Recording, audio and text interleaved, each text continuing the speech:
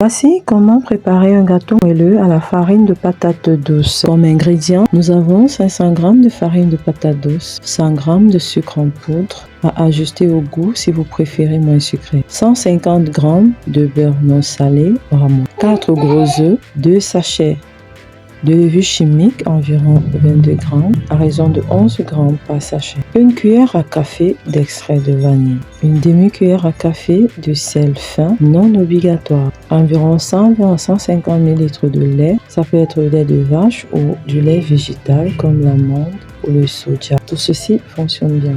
Pour la préparation, vous allez préchauffer votre four à 180 degrés Celsius au thermostat 6. Ensuite, beurrer et fariner un moule d'environ 22 à 24 cm de diamètre. Vous pouvez également utiliser du papier sulfurisé pour faciliter le démoulage. Dans un grand bol, tamisez ensemble la farine de patate douce, la levure chimique et le sel. Le tamisage permet d'éviter les grumeaux et d'obtenir une pâte plus légère. Dans un autre grand bol, à l'aide d'un batteur électrique ou d'un fouet, crémez le beurre amande et le sucre jusqu'à obtenir un mélange léger et mousseux.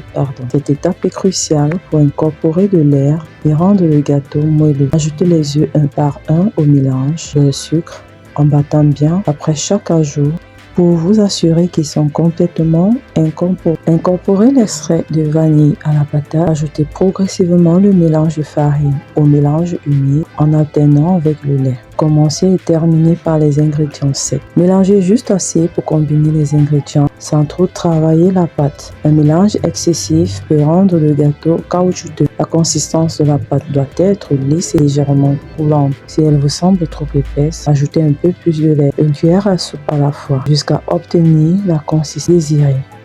Versez la pâte dans le moule préparé et étalez-la uniformément. Enfournez pour environ 45 minutes à 1 heure. Le temps de cuisson peut varier en fonction de votre four. Pour vérifier la cuisson, insérez simplement un cure-dent au centre du gâteau. S'il ressort propre, le gâteau est cuit. Une fois cuit, sortez le gâteau du four et laissez-le refroidir dans le moule pendant environ 10 à 15 minutes avant de le démouler. Laissez-le refroidir complètement avant de le décorer ou de le déguster. Bon appétit!